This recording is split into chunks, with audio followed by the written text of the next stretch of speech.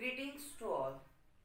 Today in this lecture we will learn how can we change the physical state of matter, or how one physical state of matter changes into another state.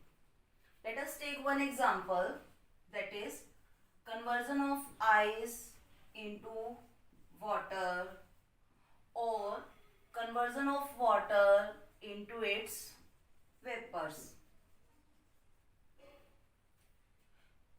Ice is the solid state of matter, water is liquid state, and vapors are the gaseous state.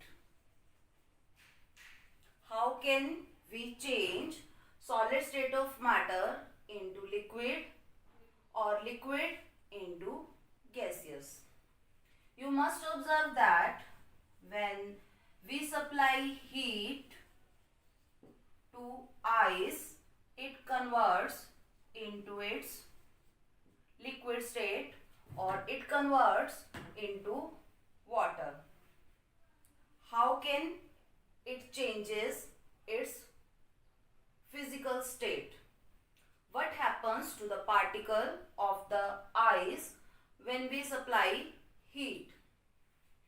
As ice is the solid state of matter, therefore the particles of ice are tightly bound with each other, or they are closely packed. When we supply heat to ice, then the particles of ice, they absorb heat and they start moving randomly, which leads to increase in space between the particles,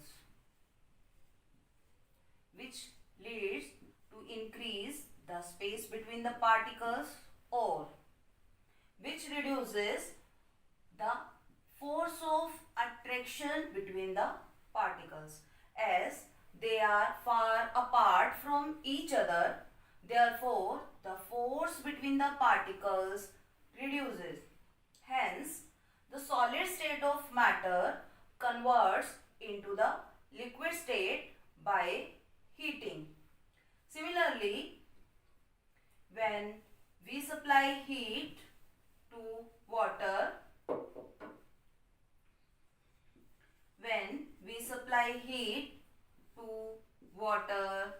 it converts into vapors. What happens on supplying the heat? On supplying the heat,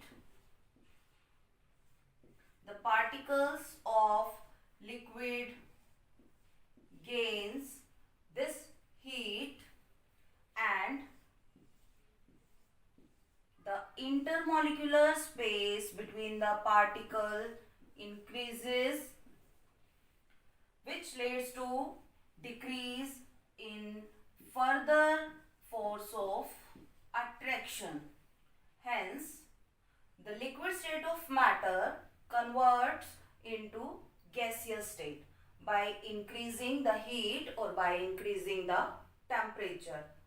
Therefore, when we supply the heat to the solid state, the physical state of matter converts into liquid, and when we supply temperature or heat to the liquid, then it converts into gaseous state.